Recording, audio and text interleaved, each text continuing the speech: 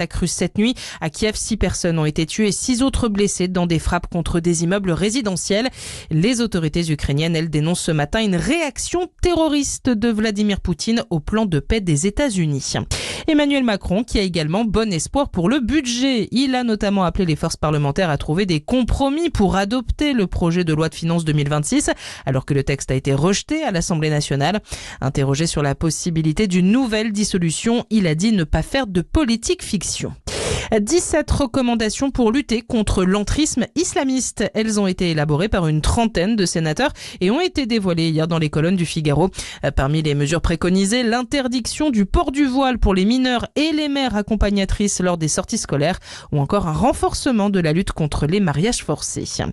La campagne de vaccination contre la grippe plutôt bien partie. Plus de 8 millions de doses ont ainsi été vendues depuis son lancement il y a un mois.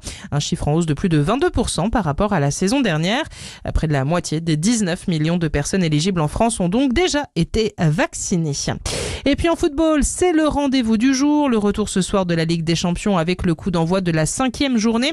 Marseille doit impérativement s'imposer au Vélodrome contre les Anglais de Newcastle pour garder espoir de poursuivre la compétition. OM Newcastle, c'est une rencontre à suivre à partir de 21h ce soir. Excellente matinée à tous. Sud Radio, le 10h midi, mettez-vous d'accord, Valérie Expert. Bonjour à toutes et à tous, heureuse de vous retrouver. Nous allons commenter l'actualité de ce jour avec Patrick Vignal. Bonjour Patrick. Bonjour. Ancien député Renaissance de l'Hérault. Jules Laurence, bonjour, rédacteur en chef de Frontières. Bonjour. Laurence Saillet, chroniqueuse politique, ancienne députée européenne. Bonjour à vous. Et Éric Revel. Madame. Le seul, l'unique, journaliste, éditorialiste à Sud Radio. Et on retrouve dans le grand matin Sud Radio, les boomers sont là. Mais attendez, c'est une qualité. Absolument. Ouais, on a du recul. L'expérience, la sagesse. Alors, Emmanuel Macron s'est exprimé ce matin. Ça n'a aucun sens de dire aux Français qu'on va les sacrifier. Qu'avez-vous pensé des propos d'Emmanuel Macron? Il a expliqué que les propos du général Mandon avaient été sortis de leur contexte. Bref, on va en reparler. On va parler de Jordan Bardella, superstar des sondages, puisque sondage après sondage, il arrive en tête des intentions de vote. Et ce sondage Odoxa révèle qu'il gagnerait, Jordan Bardella, la présidentielle, quelle que soit l'hypothèse du candidat en face de lui.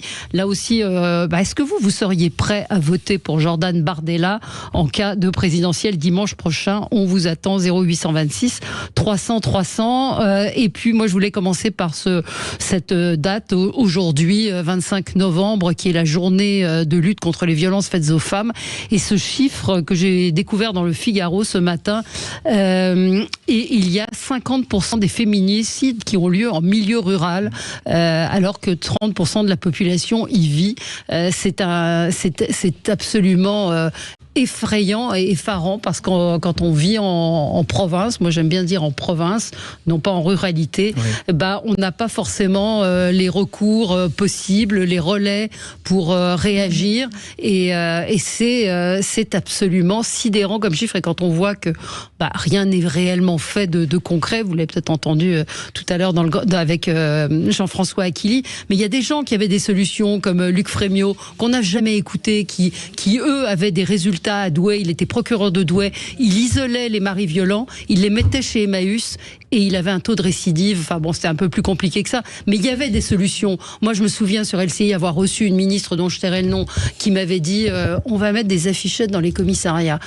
Les bras m'en tombaient, et on en est là aujourd'hui. Alors peut-être Laurence, vous vouliez réagir. Cette journée des violences faites aux femmes, il faut en parler, et il faut que les femmes aient aujourd'hui, alors même s'il y a eu des progrès, de réagir. Bien sûr, alors il y a beaucoup de trous dans la raquette et dans la chaîne du dispositif. Il y a beaucoup de choses qui sont pas suffisamment efficaces, mais ce qui compte aussi, si vous voulez, c'est la possibilité pour une femme, et là je fais référence au fait qu'en zone rurale, on rencontre encore plus de difficultés, de pouvoir se protéger et déposer plainte. Quand vous êtes en zone rurale ou en province ou dans des plus petites villes, déjà les gens se connaissent entre eux.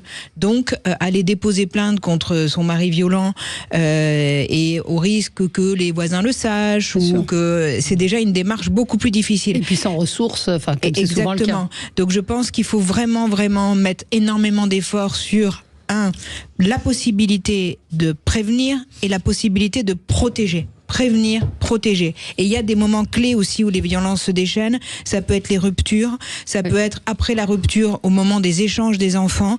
Et ça, c'est quelque chose qui n'est pas encore suffisamment couvert. C'est-à-dire que le moment, si vous voulez, où vous allez soit récupérer vos enfants ou soit les donner au conjoint violent. Alors, il y a un dispositif qui existe pour justement que ce soit fait par un tiers, mais c'est pas suffisamment parce qu'on se rend compte que c'est souvent dans ces moments-là aussi où la violence explose.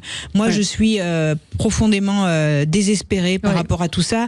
Le Covid et le confinement a eu un énorme impact aussi parce que il y a eu une violence qui s'est exacerbée. Je pense qu'on n'en parle pas assez mais en tout cas aujourd'hui on a encore beaucoup de choses à faire et j'ai vraiment énormément d'inquiétude et de peine pour toutes ces femmes qui sont aujourd'hui sous les coups sans rien ne pouvoir dire et sans être protégées. 152 femmes sont mortes aujourd'hui à ce jour sous les coups de leur conjoint. Patrick Moi je vais Vignal. vous dire, la classe politique, je pèse mes mots, est lâche au regard des femmes. Vous savez, j'ai eu la chance de porter la loi Vignal sur le changement de nom issu de la filiation.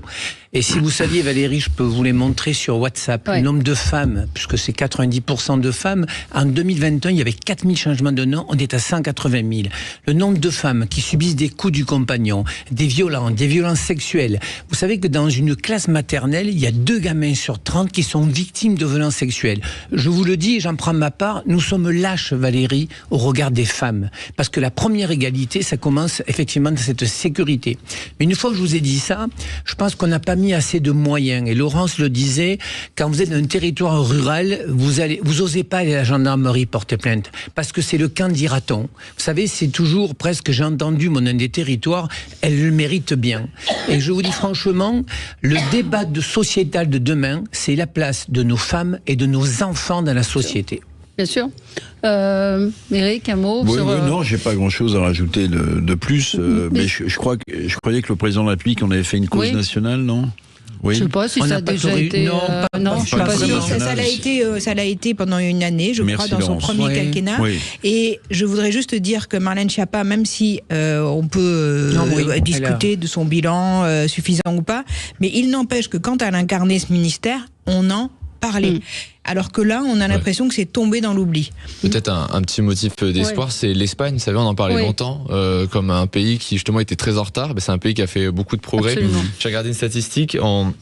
Le nombre de féminicides a baissé de 25% depuis 2004. Ouais. C'est justement, ils ont fait en fait beaucoup de prévention à la fois dans les commissariats, c'est-à-dire justement au moment de la prise des plaintes et évidemment la faculté aujourd'hui à évacuer, comme vous disiez Valérie, sur la personne violente du domicile pour tout de suite qu'il n'y ait pas de récidive et éviter les maris qui dès le lendemain rebattraient leur femme. Juste un mot sur l'Espagne. Ça me met encore plus en colère. Moi j'ai vécu en Espagne, en plus c'est un pays que je connais bien. Ça fait depuis... Allez, je veux pas dire 7-8 ans qu'on dit, justement, l'Espagne, ça fonctionne. Et on ne s'en inspire pas. Il y a un parquet spécialisé, il y a énormément de dispositifs mis en place. Moi, j'en ai marre, en fait, qu'on dise toujours, là, ça fonctionne, et qu'on ne le fasse pas. C'est désespérant, c'est pas comme si on découvrait un truc, quoi, en fait. Vous avez raison, Laurent, moi je me suis déplacé en Espagne. Vous savez le problème qu'on a, et moi j'ai audité aussi les commissariats, ils me disent oui, mais le problème c'est que la femme, il faut qu'elle sorte du foyer avec ses enfants. Et on dit il n'y a pas de logement. Ou alors c'est des logements d'urgence, où vraiment c'est pas le cocon familial. Donc oui, nous devons avoir des logements spécifiques réservés aux femmes. Mais et j'ai il faut virer les hommes, enfin pardon, c'est ce qu'ils font en Espagne. Et c'est le succès qu'avait Luc Fréméo à Douai. Il faut les deux, Valérie. Virer le salopard qui tape sa femme, et les mots sont durs, et à la fois aussi avoir des logements d'urgence. Et je prends l'exemple, il y a des villes comme Marciac dans l'Hérault, où en dessus de la mairie, il y a 4 logements réservés. C'est-à-dire que la femme, elle va au commissariat, elle ne retourne pas dans le domicile, elle a cette jonction, et après on vire le mari. Mais franchement, je vous le dis, la classe politique masculine est lâche au regard de nos enfants et de nos femmes. Mais pour vous donner un exemple en Espagne que je connais bien aussi, une femme que je connais, 80 ans, que je croise, me dit, je lui dis ça va, elle me dit bah non, pas trop, 80 ans, elle me dit bah mon mari me frappait, ce que j'ignorais, il m'a laissé par terre, les côtes fracassées, donc mes enfants ont décidé qu'on portait plainte, il a été condamné à 8 ans de prison, 8 ans de prison, le type avait 84 ans, et comme c'était des gens qui c'était sur une île, et que les gens n'habitaient pas là, ils ont renvoyé le mari sur la péninsule avec interdiction de séjour et les flics passaient tous les jours devant chez elle pour vérifier que, voilà, à plus de 80 ans, il a été condamné et je pense que ces condamnations font peut-être quand même réfléchir aussi. Donc c'est important et si vous nous écoutez et que vous êtes vous dans cette situation, 3919, c'est la plateforme d'écoute nationale et on a Sandra qui nous appelle et qui souhaitait réagir. Bonjour Sandra, vous nous appelez de Menton. Oui, bonjour. Bonjour. Alors, moi, je souhaiterais réagir parce que, alors, j'ai pas été directement concernée, mais dans ma vie, j'ai croisé des femmes, des amies, qui ont subi beaucoup de violences, et notamment dans des milieux dont on ne peut même pas s'attendre, notamment dans la police. Une femme dans la gendarmerie. Une femme de gendarme qui s'était battue. Et puis beaucoup de mamans dans les écoles aussi, par l'intermédiaire de mes enfants, avec qui je suis devenue amie, qui m'ont confié et qui ont quitté leur conjoint pour ça. Moi, ce que je trouve ahurissant, c'est qu'il y a une sorte d'hypocrisie au niveau de l'État. C'est pas possible à l'époque actuelle dans laquelle on vit de laisser encore faire ça. On le sait, donc maintenant ça suffit. Il faut mettre des vraies peines. Il faut punir ces hommes. Et puis il faut faire de l'information, beaucoup plus. Et il faut donner à ces femmes qui souffrent l'opportunité de pouvoir parler. D'ouvrir, voilà. Alors tout ce qui est fait, c'est pas suffisant. Faut arrêter. Non, mais voilà. C'est ce qu'on disait, il faut une volonté politique, il faut de la fermeté, il faut des vraies mesures qui ont été éprouvées ailleurs. Mais quand on voit, merci en tout cas de nous avoir appelé Sandra, 72% des associations rurales sont contraintes de fermer ou de réduire de permanence. Donc ça veut dire qu'il y a aussi des contraintes budgétaires qui font que... Vous savez, je crois que c'est plus que des contraintes. La femme est l'égale de l'homme. On parlait sur l'égalité salariale. Moi, je vois dans certains territoires, j'ai l'impression que la femme est devenue l'objet pour l'homme. Et c'est ça, Valérie. C'est aussi dans l'éducation de nos jeunes de demain. Je veux dire, ça, il faut qu'on travaille sur ça. Moi, j'estime que dans ma loi, ce que j'avais dit, la femme donne la vie, elle peut donner aussi le nom. Et j'ai des souvenirs que des politiques m'ont dit, non, nous sommes les hommes, donc c'est notre nom. Tout ça doit changer. Oui, mais il y a une auditrice qui me dit, ma mère n'avait aucun moyen et elle avait peur. Donc voilà. C'est la peur. C'est ce qui doit aussi changer. Stéphane me dit, moi j'ai eu l'occasion de prévenir la police pour une voisine frappée. Je n'ai pas attendu la deuxième fois pour intervenir. Si déjà les voisins, familles réagissent, ce serait déjà un grand pas pour protéger. Il a tout à fait raison. Parlons donc de Nicolas Sarkozy, on va en parler dans un instant, mais parlons surtout du président de la République, j'ai déjà oublié son nom, dites donc Emmanuel Macron. François Hollande. Emmanuel Macron, ce matin, qui était l'invité de nos confrères d'RTL, et donc il s'est exprimé sur la petite phrase du général Mandon. Éric, vous l'avez écouté, le président de la République, il dit ça n'a pas de sens de dire aux Français qu'on va les sacrifier, mais néanmoins, en gros, faut faire gaffe, quoi. Faut être prêt. C'est le résumé.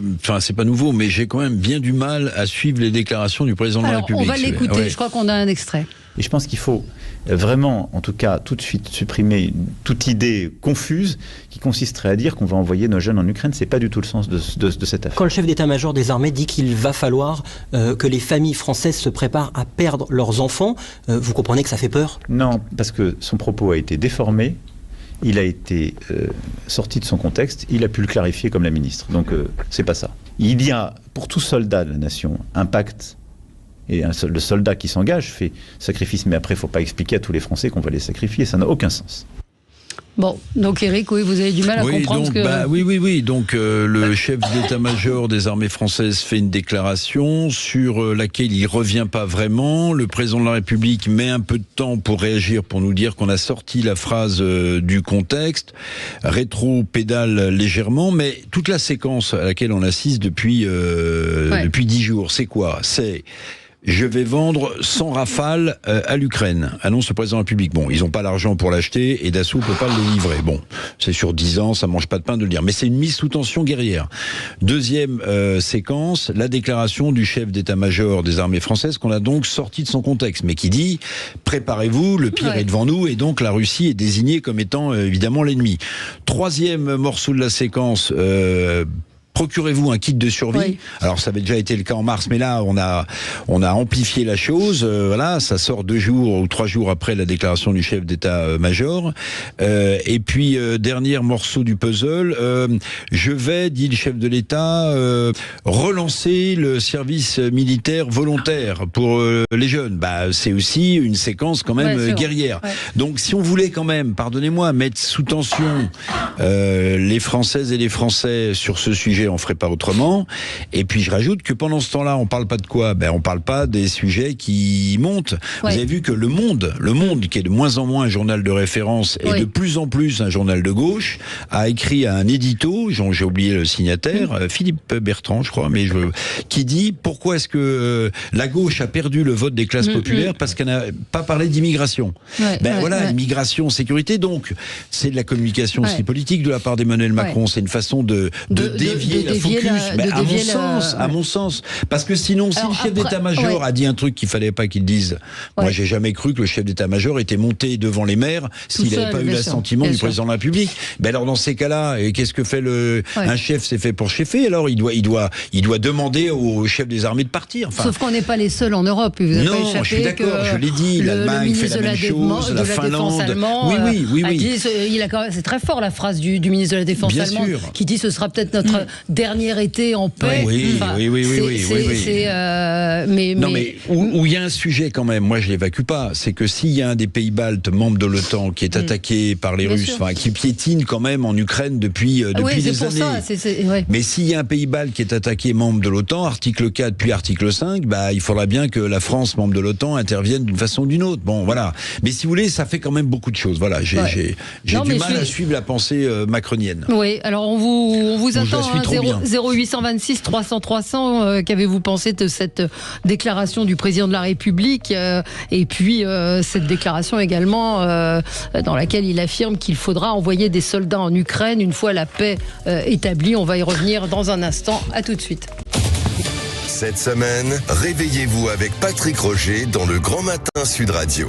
Gagnez votre bon pour un séjour Bellambra d'une valeur de 1 200 € pour vos prochaines vacances dans les clubs et hôtels Bellambra, en famille ou entre Sud Radio. Le 10h midi, mettez-vous d'accord, Valérie Expert.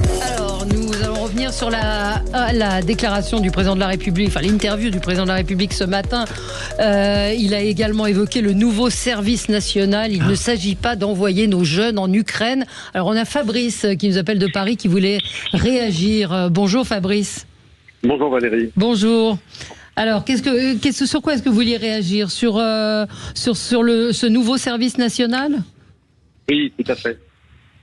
Et donc vous avez fait votre service, vous? Voilà, tout à fait. J'ai fait mon service militaire. J'ai 53 ans. Donc je suis forcément concerné par ce type de déclaration, qui n'est pas une réponse en soi, je pense. Le service militaire, c'est un débat qu'on a sur la table depuis très longtemps. Beaucoup sont pour restaurer ce service militaire, mais on sait que côté budget, ça va forcément se coincer. On a vendu notre affaire, oui, 6 milliards, etc. Voilà. Et je pense qu'il y a 2 axes à voir avec le service militaire. Aujourd'hui, le rendre volontaire, ça revient à proposer aux jeunes quelque part de s'engager. Aujourd'hui, l'armée recrute, quels que soient les corps d'armes. Et donc les jeunes qui veulent s'impliquer dans la défense de leur pays ont aujourd'hui toutes les possibilités de pouvoir s'engager sur ce terrain. Ouais.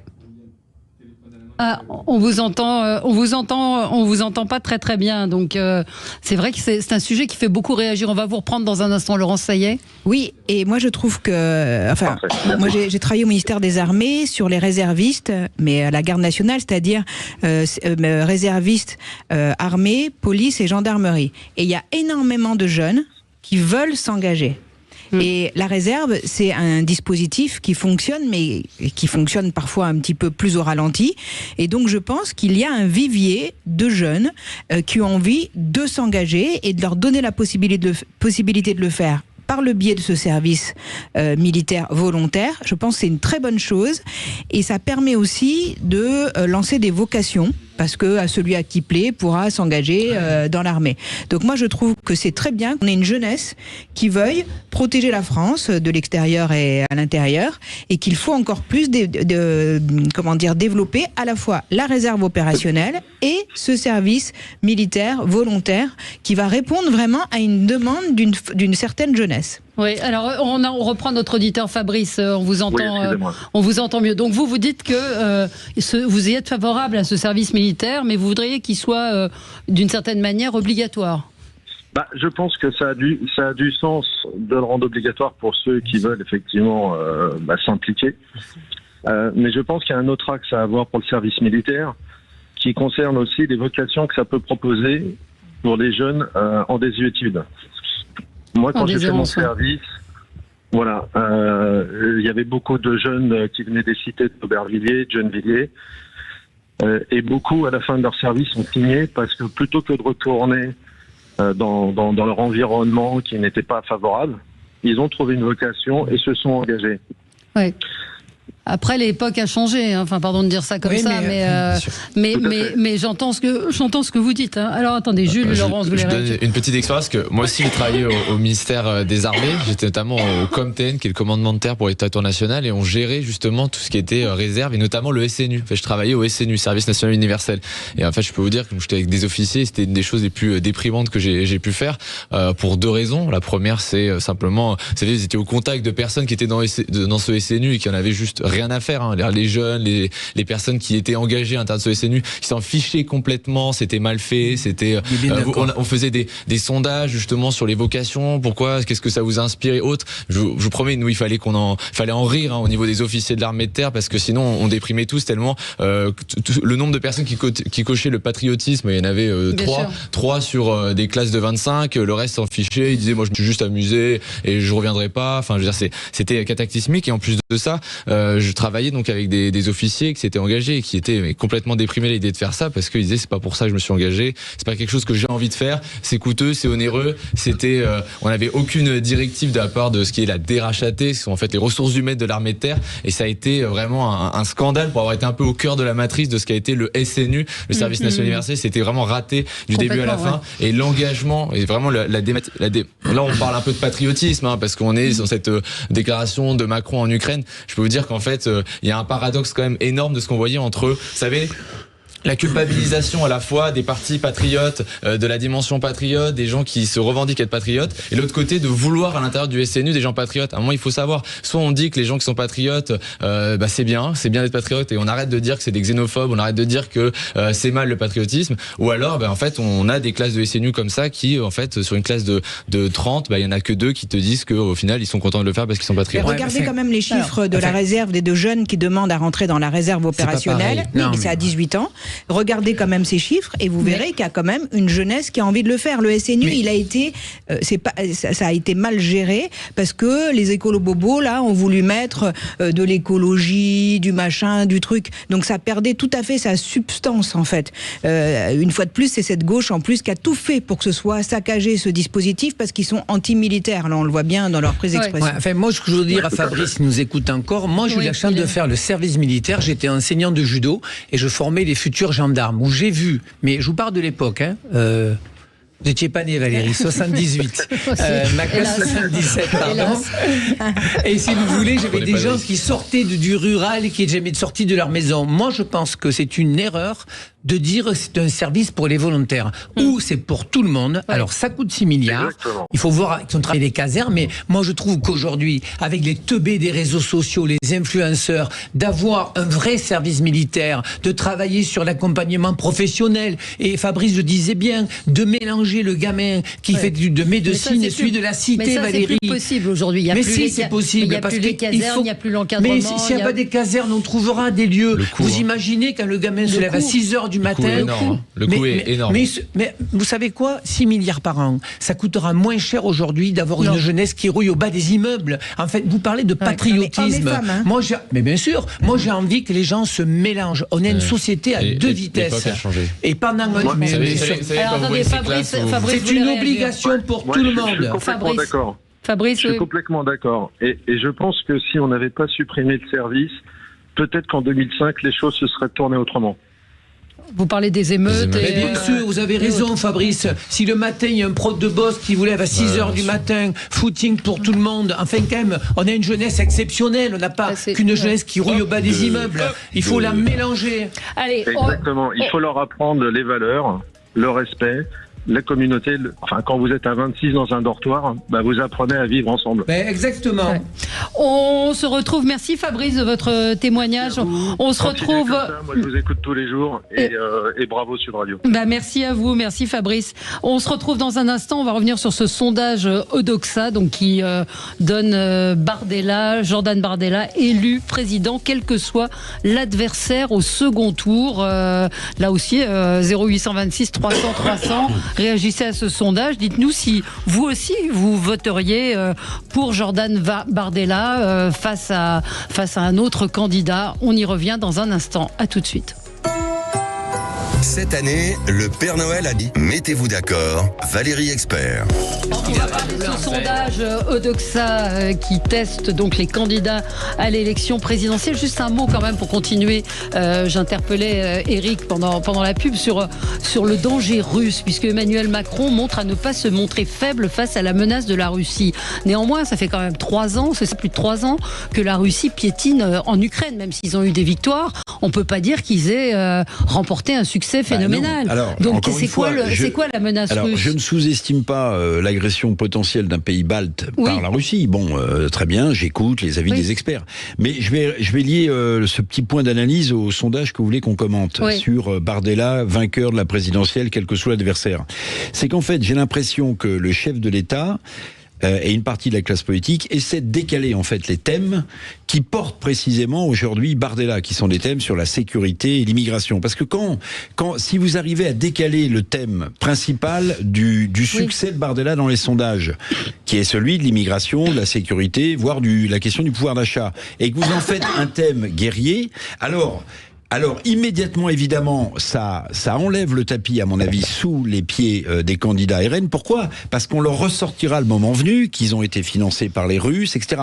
Et les Français se diront, mais est-ce que, en cas de conflit, en cas de guerre, un type de 32, 33 ans peut assumer ce rôle-là ? Donc je pense qu'il y a, derrière tout ça, en réalité, il y a une montée en puissance de thèmes que le président veut sans doute installer pour le bloc central et ses candidats, au détriment du RN, qui surfe sur les thèmes aujourd'hui que la gauche a toujours mis de côté, c'est pour ça qu'elle a perdu le peuple, la sécurité, l'immigration, en s'arc-boutant sur le pouvoir d'achat. Et je me demande si tout ça n'est pas extrêmement calculé en réalité. Est-ce que vous pensez que Emmanuel Macron, vous qui connaissez bien la chose, puisque vous avez écrit un livre, a envie... on l'a pas signé. Voilà, a envie qu'aujourd'hui, ce soit ou Attal ou Édouard Philippe qui gagne. Je ne crois pas. Non, mais vous savez, si on veut être dans le cynisme politique, je n'ai pas l'impression qu'il ait envie de les aider. Mitterrand n'avait pas envie que Lionel Jospin gagne l'élection présidentielle. Non, mais sur le potentiel de la Russie, là, je parle.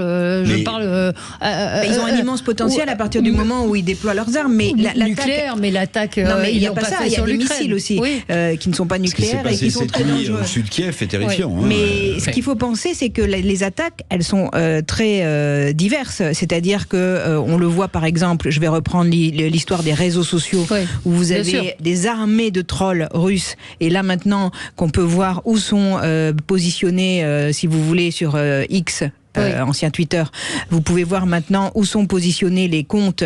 Moi j'ai déjà eu des avalanches, notamment sur le pass vaccinal où moi j'en étais défendresse.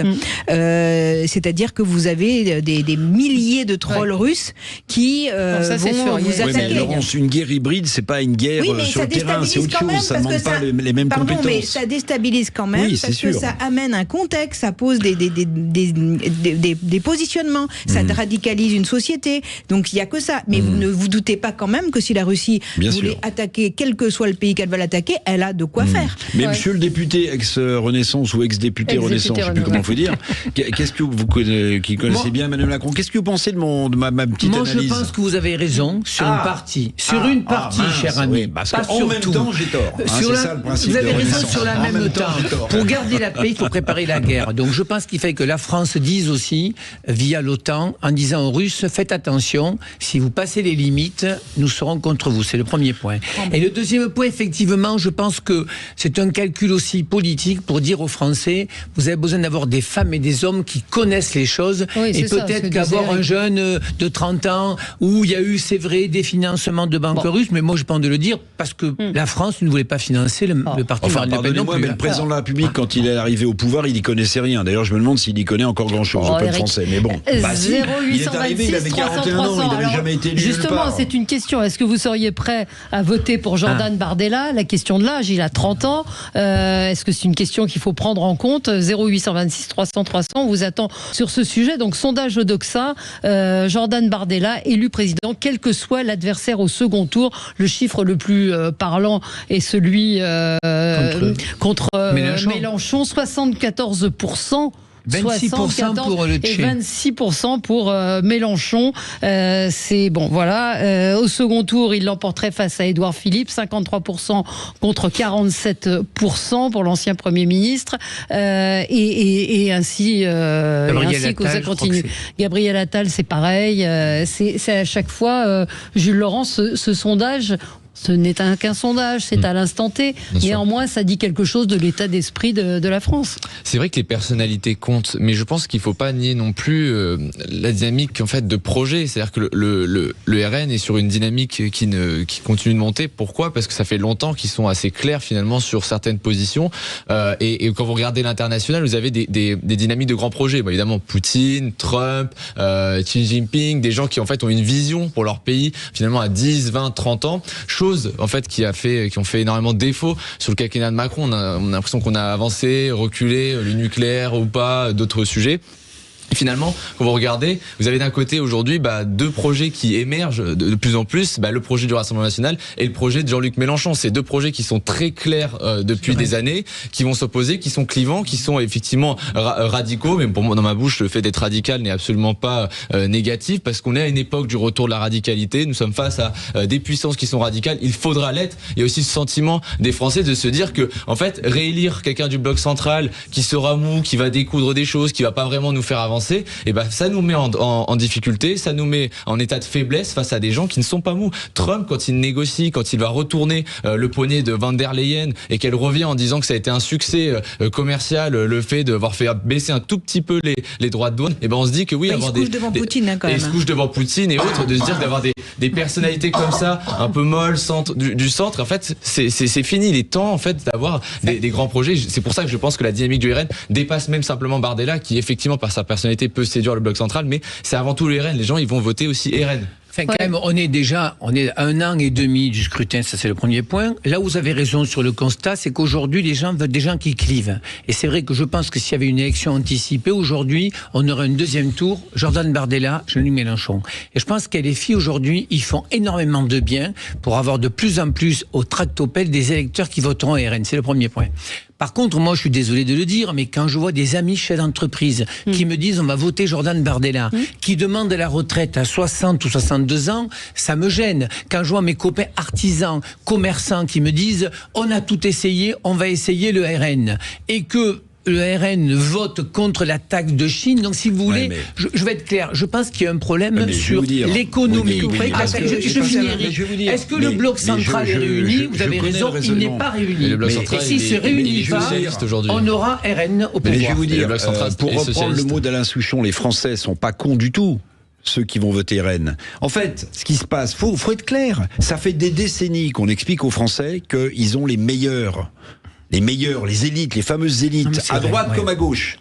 Bon, pour le résultat qu'on connaît aujourd'hui, je vous fais pas la dette, le déficit commercial, l'agriculture qui pour la première fois depuis 50 ans va être déficitaire en France, l'agroalimentaire, la balance agroalimentaire, donc tout est dans le rouge. Mais que disent les Français ?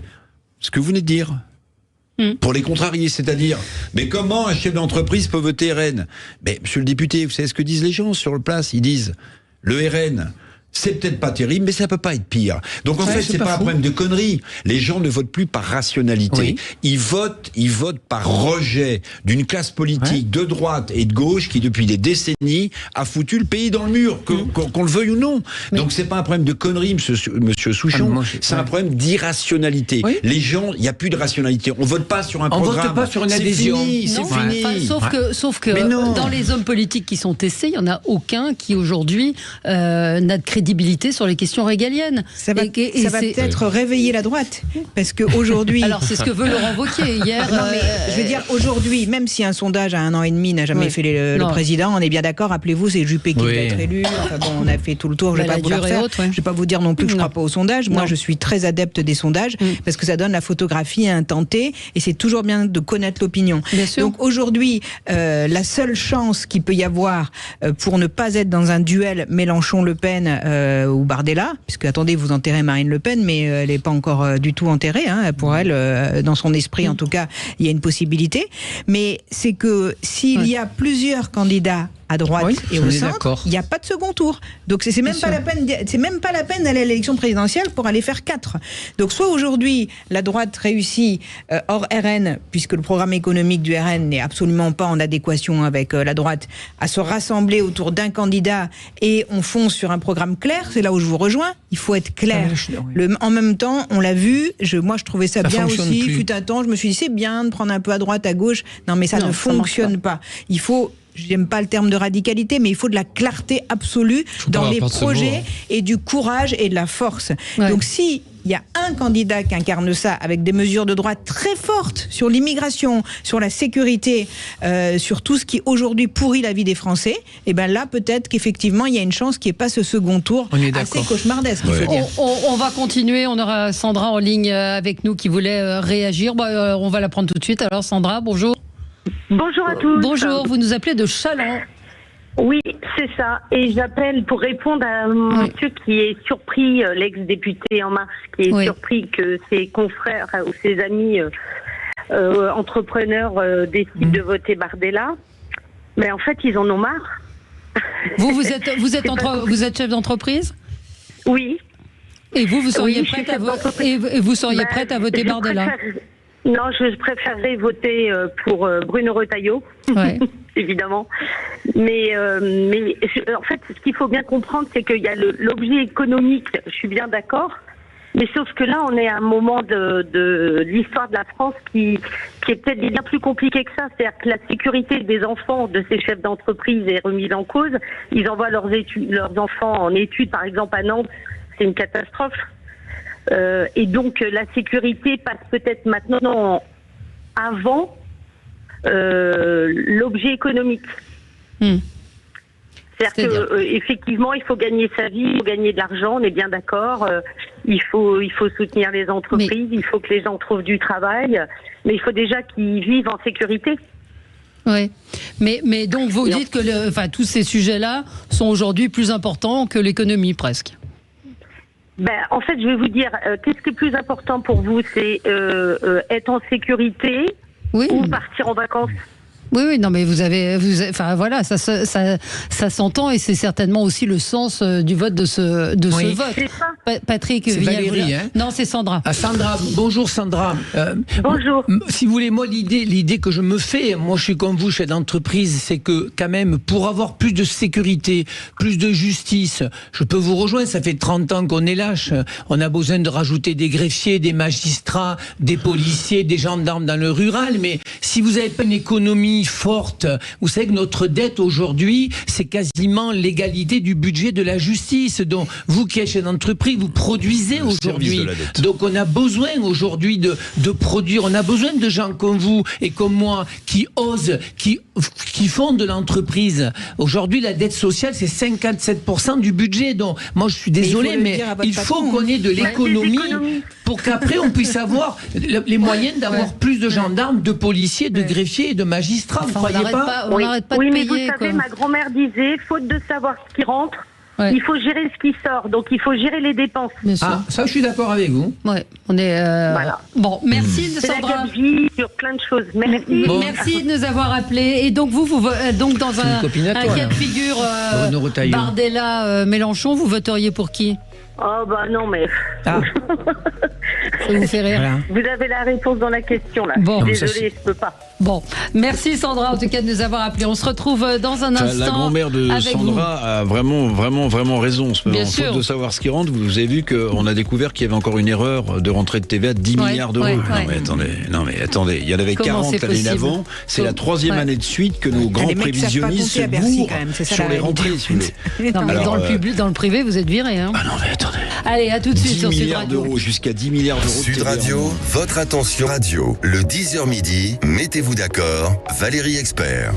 On continue de débattre pendant la pub. Je voulais qu'on commente cette proposition de loi qui a été faite par Laurent Wauquiez, interdire le voile aux mineurs dans l'espace public. Ça paraît tomber sous le sens, mais est-ce qu'il faut une loi pour ça? Est-ce qu'une loi déjà, il y en a une du 11 octobre 2010 qui interdit.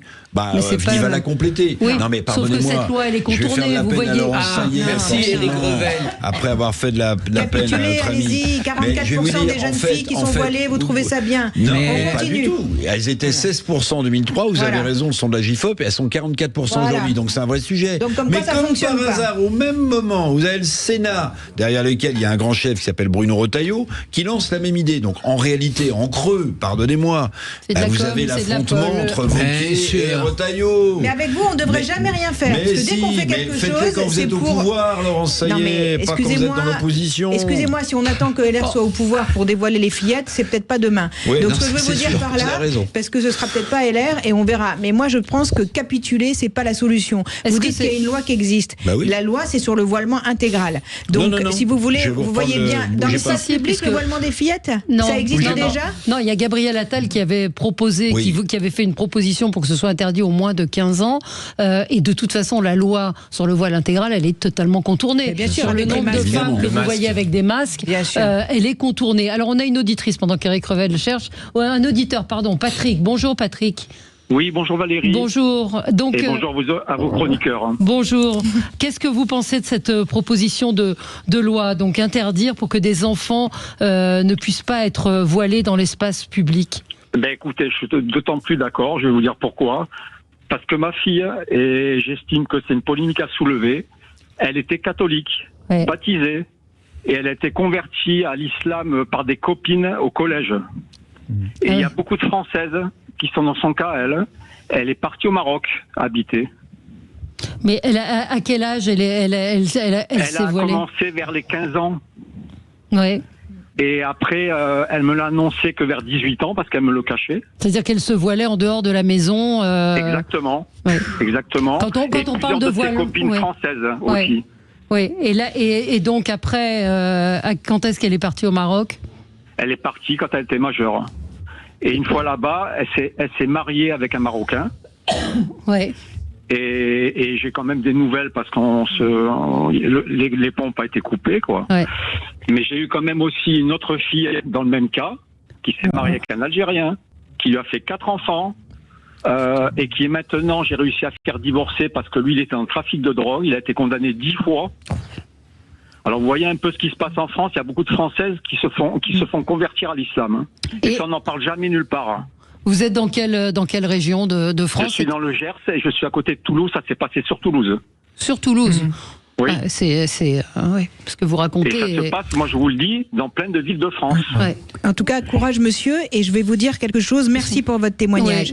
Parce que franchement, on est en train de se laisser totalement dépasser par un phénomène de jeunes adolescentes voilées qui en font la promotion sur les réseaux sociaux, où on nous explique que c'est la liberté d'habillement, que c'est un objet de mode, et des jeunes filles comme votre petite fille, je dirais, parce que quand elle l'a fait, c'était encore une petite fille, se laisse embarquer là-dedans. Et soit on tape fort du poing sur la table et c'est non, pas de voile en dessous de 18 ans, point, et on en fait un délit avec une amende délictuelle, soit on pose les règles, soit on va avoir, comme vous, des témoignages qui vont de plus en plus. J'en ai eu un samedi à Paris, Paris 7, une maman qui m'expliquait que sa fille, qui a 10 ans, lui a dit « Ah maman, regarde, j'aimerais bien, je l'ai vu, machin, j'aimerais bien mettre, je trouve ça joli et tout. » Donc franchement, faut arrêter.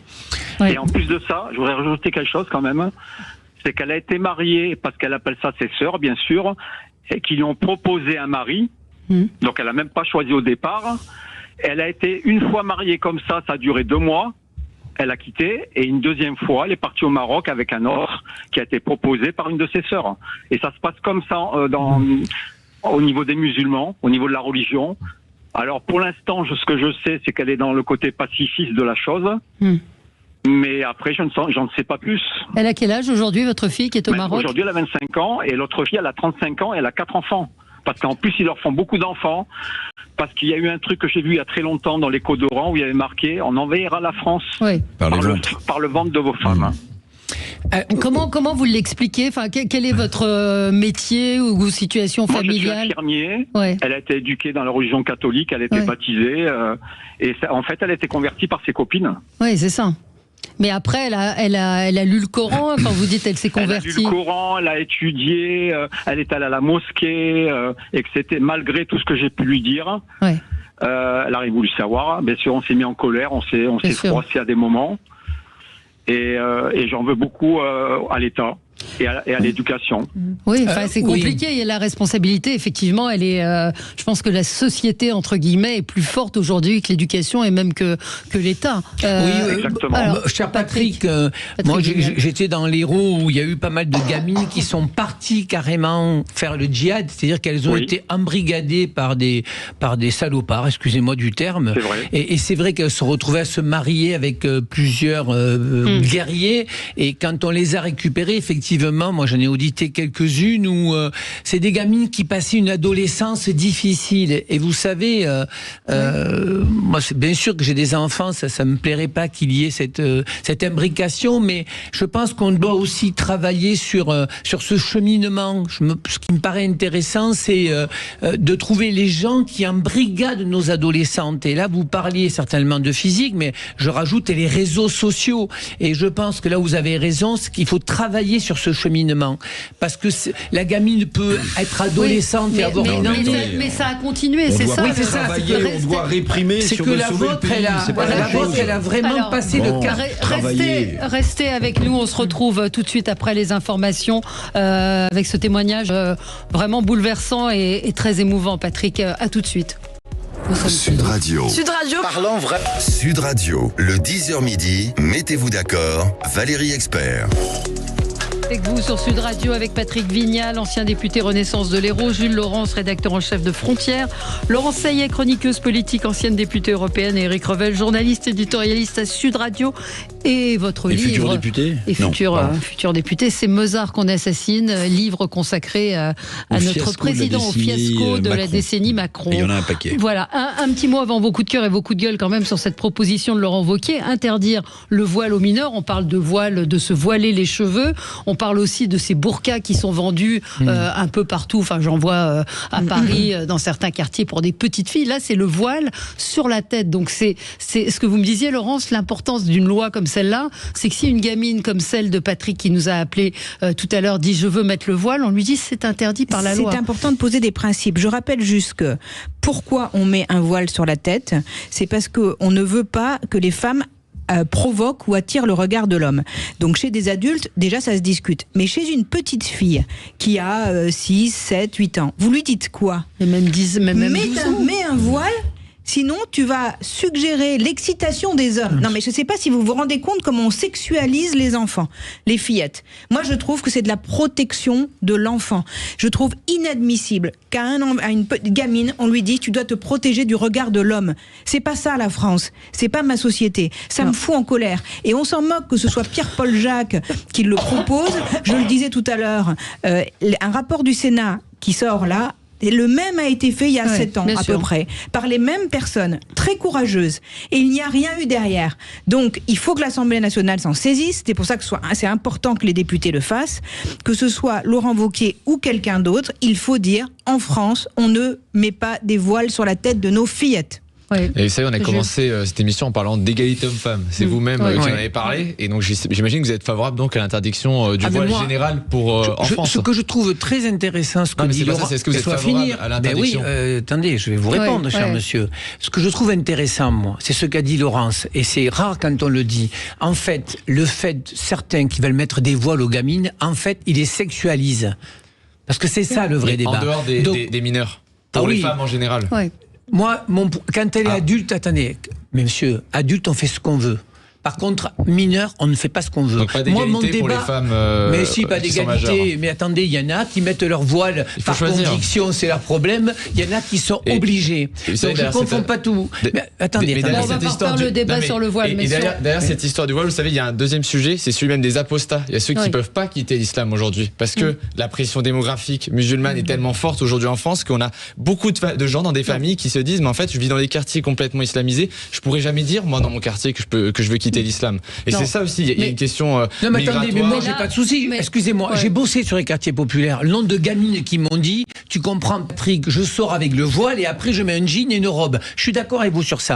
Mais on était sur un truc spécifique. Moi ce qui m'intéresse, si vous voulez, aujourd'hui, c'est non, il ne faut pas qu'on puisse obliger les mineurs à mettre un voile. Après, qu'est-ce qu'on fait concrètement? Les Français ils en ont marre d'une parole politique qui soit en disant on propose. En fait, on veut courir après le RN. Et chacun sort son truc. Je veux pas de voile. Comment on applique? Voilà. Vous avez des solutions? Moi, j'ai des solutions. Alors déjà, Laurent Wauquiez, il parle pas de sanctions dans son projet, Laurent. Attendez, excusez-moi, si vous l'aviez écouté hier, il a bien. À partir du moment où c'est interdit, on peut. Pourquoi? Vous mettez des amendes. On nous a mis des masques pendant le Covid. Non mais vous ne pouvez pas sortir de chez vous. Laurence, la gamine est dans la rue. On t'arrête, on te dit t'habites où? Ah, on va voir la. Attendez. Comment on fait? Mais on a un pays. Dans ces cas-là, on n'a qu'à laisser la drogue dans la rue. Mais j'ai pas dit ça. Arrêter les gens. Dans ces cas-là, on a qu'à laisser violer les femmes. Je suis quelqu'un de pragmatique. Comment on fait? Mais c'est ce qui se passe. Mettez des gardes à vue. C'est pour ceux qui recommencent. Déjà, interdire, ça veut dire qu'on l'interdit la commercialisation. Ah. Déjà. Mais oui, mais à partir du moment où quelque chose est interdit, ça ouvre la porte, si vous voulez, à un. Mais commercialisation de quoi? Du voile? C'est un tissu, Laurence. Un dispositif. Arrêtez. Les voiles pour filles, arrêtez de me dire que c'est un tissu. Arrêtez. Vous voyez bien à quoi ça ressemble. Donc à partir du moment où on l'interdit, déjà, ça pose un principe qui permet, comme nous le disait tout à l'heure notre auditeur, à pouvoir dire à ces enfants, filles, mineurs, c'est interdit. Oui. Et croyez-moi qu'il y a encore quand même un rapport à ce qui est autorisé et interdit. Donc ça positionne les choses. Et à partir du moment où vous avez une fillette voilée, vous donnez une amende aux parents. C'est tout. Sinon, on laisse tout faire. Mais on laisse tout faire. Enfin, pardon. Mais moi, je veux que ça s'arrête. Mais si c'est pas interdit à la base, une fillette de 6 ans voilée, elle rentre ici, vous allez lui dire c'est interdit ou vous allez lui dire quoi? Vous n'avez pas la possibilité de lui dire que c'est interdit. Tandis que là, vous pouvez dire aux parents non, vous ne rentrez pas ici avec votre enfant voilé parce que le voile pour les enfants est interdit. On n'arrête pas les dealers parce qu'on n'a pas assez de flics et vous voulez. Mais dans ce cas-là, allons-y, laissons tout faire. Mais on laisse déjà faire beaucoup de choses. Vous capitulez, c'est pour ça que vous êtes macroniste. C'est parce que vous capitulez. Et on l'a vu pendant 7 ans que vous avez capitulé. Vous pensez qu'elle peut passer cette loi? Bien sûr. Bien sûr. Ouais. J'ai des doutes devant le Conseil constitutionnel. Mais après, elle sera pas constitutionnelle. Mais oui. Parce qu'on nous expliquera qu'on peut pas interdire à un parent d'imposer le port de la cagoule à sa fille ou à son fils. Mais vous voyez, Monsieur Vignal, ce qui m'embête dans vos propos quand même, je vous le dis, parce que quand vous dites, mais comment fait-on concrètement? Bon, d'abord, il s'agit de volonté politique. Moi, je suis pas un homme politique, donc je sais pas.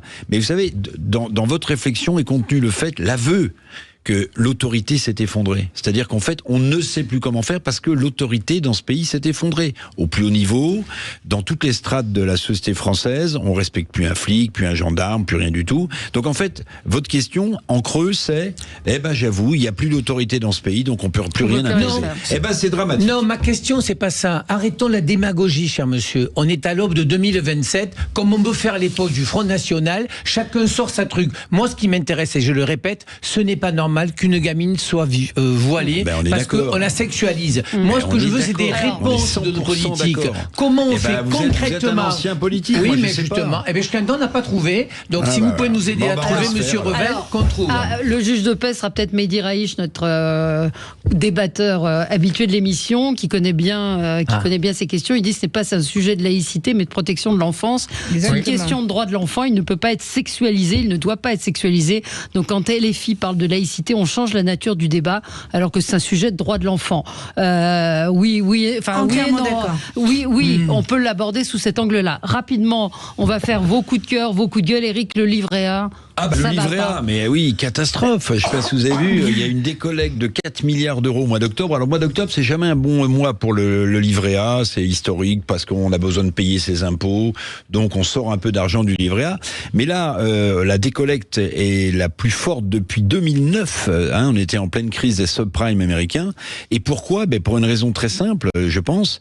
C'est que le taux du livret A aujourd'hui, il a été abaissé puisque l'inflation a baissé à 1,7% depuis quelques mois. Donc l'épargne, en fait, les Français, ils la sortent pas du livret A pour consommer. L'incertitude est telle dans ce pays, l'angoisse est telle, on est bientôt en guerre, on n'a pas de budget, qu'en fait, ils épargnent, ils enlèvent l'argent du livret A pour le placer sur l'assurance vie. Parce que l'assurance vie, elle est à 2,6% aujourd'hui. Donc en réalité, on a ça qui est sous nos yeux. Et puis petit clin d'œil pour nos députés qui veulent fiscaliser l'assurance vie. Toute l'assurance vie qui est placée en euros, en fait, elle sert à financer la dette française. Donc si vous voulez, on a quand même l'absurdité de députés qui veulent fiscaliser l'assurance vie des Français pour ceux qui peuvent qui est le même épargner. Non mais attendez, non mais le niveau du député moyen, ma chère Valérie, est très moyen, est très très moyen. Invraisemblable. Voilà. On se retrouve dans un instant avec la clair, suite. C'était très clair de vos coups de cœur. Vous pouvez refaire un bouquin, Éric. On va parler du livre de Nicolas Sarkozy, on va parler de Louis Sarkozy et on va parler du budget du 49.3 avec vous, Laurence. À tout de suite. Radio, le 10h midi, mettez-vous d'accord, Valérie Expert. Allez, on continue notre tour de table des sujets qui ont retenu votre attention. Patrick Vignal, c'est le livre de Nicolas Sarkozy qui vous interpelle. Je trouve qu'on marche sur la tête. J'ai vu qu'il y avait des gens qui envoyaient des chèques à Nicolas. Ouais. Nicolas, 20 jours. Mais moi, Valérie, demain, je veux bien faire 20 jours de prison si je fais un bouquin et que je me retrouve avec 2 ou 3 millions de bénéfices. Cela dit, moi, je fais une annonce à Nicolas Sarkozy. D'ailleurs, moi, je trouve un peu dommage qu'un ancien président soit en prison. Ça me gêne. Voilà, parce que je trouve que l'honneur de la France, mais j'ai toujours dit ça. J'espère que les bénéfices de ce livre de Nicolas Sarkozy iront à une cause, peut-être les enfants de la pénitentiaire, ou les gamins ou des parents qui sont morts au combat, les policiers, parce que franchement, et je vous le redis, moi je trouve que j'aimerais qu'il y ait une jurisprudence Castex. Alors Laurence va crier des cris d'orfraie, c'est 2 millions par an. Alio-Marie, elle a encore une protection. Et moi, je vais demander... C'est pareil, je vais demander 50 centimes à tous ces gens qui, aujourd'hui, n'ont pas besoin de ça. Donc, Nicolas Sarkozy, son bouquin, ok, mais que ce bénéfice serve à trouver des policiers pour aller chercher les trucs. Mais si, Laurence... Qu'est-ce que ça peut vous faire ? En fait, mais on y paye avec des impôts. Un local, des secrétaires. Il a les moyens maintenant de répondre aux Français. Il n'y a pas que lui, il y a Cazeneuve, il y a De Villepin. Fatigue, tout ça. Dans votre raisonnement hautement intellectuel, c'est un tout, ça. Parce que là, vous êtes au bas de gamme du populisme de base. Pas du tout. Je vais vous expliquer quelque chose. Ça vous arrange, on est populiste. Attendez, laissez terminer. Oh, Laurence. Non, mais parce que tout à l'heure, il était pour l'égalité. On a attaqué ses amis, c'est pour ça. Ce que je veux dire par là, c'est que... Sandrine Rousseau sort de ce corps. Dans votre conception, on écrit un livre faire de l'argent. Déjà, vraiment, je vous félicite pour votre analyse. Donc, à tous les écrivains de France, je vous dis, vous n'êtes que là pour faire de l'argent. Pour montrer votre niveau... Laurence, vous le savez. Pas tous. Il a tout à fait le droit d'écrire un livre. Peut-être vous n'en êtes pas capable, vous. Vous êtes le premier à chaque émission à nous rappeler ce que vous avez fait quand vous étiez député. Chaque thématique, vous nous dites, moi j'ai fait telle loi, moi j'ai fait... Donc vous aimez bien vous raconter. Donc pourquoi un ancien président qui passe une épreuve n'aurait pas le droit, personne ne vous oblige à l'acheter, mais simplement ça va être un best-seller, ce que vous ne ferez sûrement jamais. Donc c'est ça bien qui vous ennuie. Mais ce qui m'intéresse, c'est qu'il donne cet argent pour une cause. Mais qu'est-ce que ça peut vous faire ? Vous donnez de l'argent pour des causes ? Bien sûr, ça se donne régulièrement. Au-delà de l'argent, il est engagé sur les enfants. Ce qui peut interpeller, c'est l'opportunisme de sortir ce livre. Et si c'était pas intéressant, je vais vous dire, personne l'achèterait. Mais si, l'achèteront. Mais bien sûr. Ben voilà, parce que c'est intéressant. Moi, j'ai pas trop Pas d'avis. Je vous dis pas que je vais me précipiter. Non. J'ai vu quelques pastiches marrants. Oui, vous avez des vu, trucs drôles. c'est-à-dire sur la page 115, il y a j'ai mangé 3 yaourts aujourd'hui, etc. Non, mais je plaisante. En même temps, c'est une épreuve absolument incroyable. Quand même. Bon, maintenant de là à dire que moi, j'ai jamais été ni député ni président public, mais imaginez que j'aurais fait un livre dans la foulée sur mes 21 jours d'incarcération. Non, mais hier, ce que certains éditeurs. Déjà raconté dans beaucoup de livres. Ce que certains éditeurs racontaient, c'est que tout ça a été très anticipé parce que un livre qui sort le 10 décembre, d'un point de vue impression, 200 pages d'impression du livre, il faut réserver. Les imprimeurs sont bouqués à 6 mois, il faut l'écrire, même etc. 10 heures par jour, donc ça a été très anticipé, très préparé. On continue. Mais peut-être Jules. qu'il a une autre idée derrière la tête, l'ex-chef de l'État. Il veut revenir.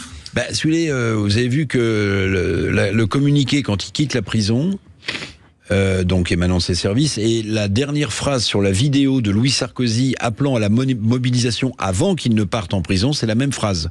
C'est la fin de l'histoire n'est pas écrite. Ah oui. Bien sûr. Voilà. Il faut racheter s'il est fait 2 ans, 21 jours, c'est un peu. Ouais, un peu court, mais bon. Ouais. Jules, vous, c'était un coup de gueule, alors toujours contre un Sarkozy. On n'est pas, l'idée, c'est pas de taper que sur Sarkozy, c'est pas ça. Père et fils. C'est que vraiment, ça c'est père et fils, on a fait.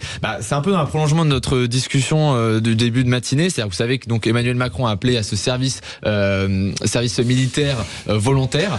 Et alors il y a une proposition de Louis Sarkozy, mais qui me paraît encore une fois complètement déconnectée et qui fait fi de la vision française même de ce qu'est le service militaire et qui a une vision très américaine, c'est qu'il voudrait en fait incorporer au sein de ce service militaire volontaire une partie des immigrés légaux de ce pays dans une sorte de loterie qui permettrait d'en sélectionner disons 10%. Il dit mais ça me paraît complètement déconnecté des réalités françaises, c'est-à-dire que si on veut aller vers un service militaire, on veut redonner une envie patriotique, redonner des envies, redonner des valeurs, faisons-le déjà avec les Français. Commençons par le socle commun français qu'on a avant de vouloir venir intégrer 10% à la loterie. Enfin, je veux dire, et même d'un point de vue, lui, il le voit comme une attractivité finalement les étrangers légaux dans le pays. Si vous voulez rendre ce pays attractif, mais ne venez pas leur imposer un service militaire volontaire. C'est-à-dire que même eux, ils vont pas avoir envie de venir directement en France. Donc ça me paraît complètement déconnecté, ça me paraît une vision tout à fait américaine, encore une fois, de ce qu'il voit de la France, et complètement en dehors. C'est-à-dire qu'en fait, en cas de conflit, si on prépare un peu le service militaire en cas de conflit, qu'est-ce qu'on va faire ? On va mobiliser ces 10% aujourd'hui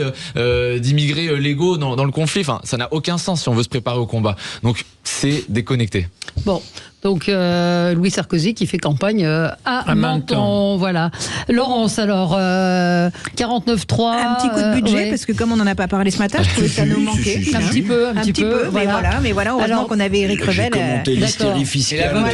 Sarkozy va relever le budget. Alors moi, c'est particulièrement le 49.3. Pourquoi ?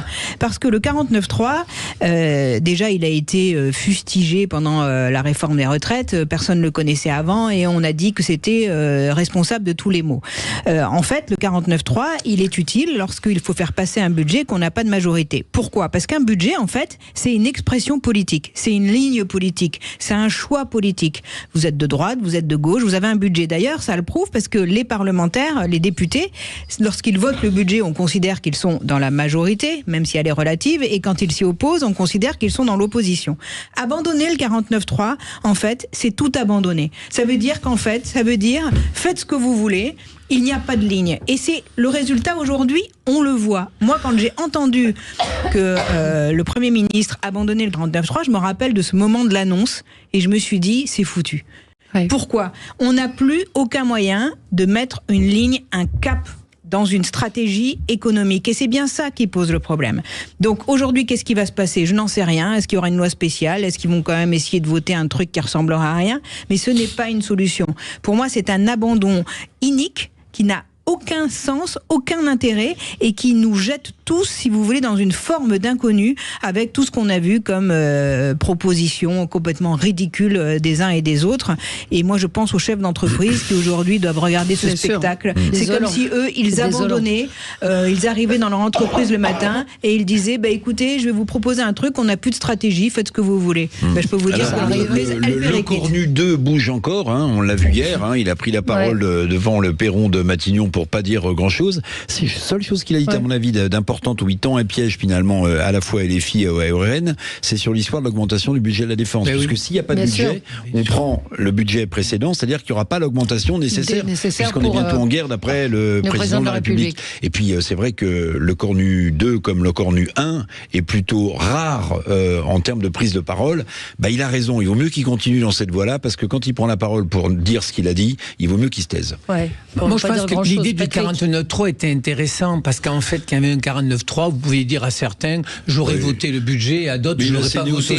C'était quelque part c'était confortable. C'est une erreur d'avoir abandonné le 49.3, et je suis d'accord, et Laurent Saillet, merci. Pour une fois. Mais si Nicolas Sarkozy veut filer son pognon à une œuvre caritative, je suis d'accord aussi. Jules. Moi, de manière générale, moi je suis très opposé au 49.3 parce qu'il représente ce que Macron n'a pas fait, c'est-à-dire d'aller directement vers le peuple et le référendum. C'est-à-dire que c'est l'opposé de ce qu'il aurait dû faire depuis le début. Alors évidemment que le sujet, il faut faire un 49.3, ça je dis pas, mais c'est de manière générale sur le quinquennat, le deuxième quinquennat de Macron, c'est-à-dire que plutôt d'aller vers le peuple, avec Emmanuel Borne, on est allé au 49.3. Sur le budget, je l'ai dit, je l'ai mentionné. Mais ce que je veux dire, c'est de manière générale. C'est de manière générale. Le 49.3 représente, et c'est pour ça que le Cornu s'est dit je me débarrasse du 49.3, parce que ça représentait justement cette négation populaire, cette volonté d'être déconnecté, quoi.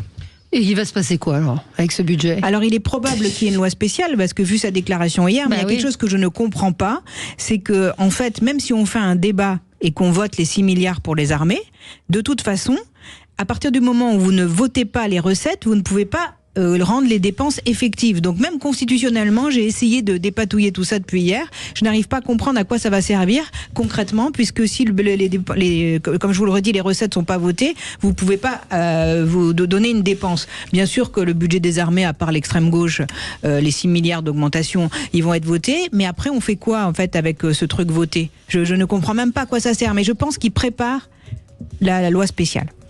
À suivre, donc merci à tous les 4, merci d'avoir été merci, Madame là l'expert. Ce matin, merci à vous. Merci Madame Saillet, merci messieurs. Et on se retrouve nous avec Gilles Gonzman pour l'émission Média. Vous au poste de Premier ministre, Revel et votre bouquin, je suis inquiet là. Absolument. Sud Radio. Sud Radio, parlons vrai. Sud Radio.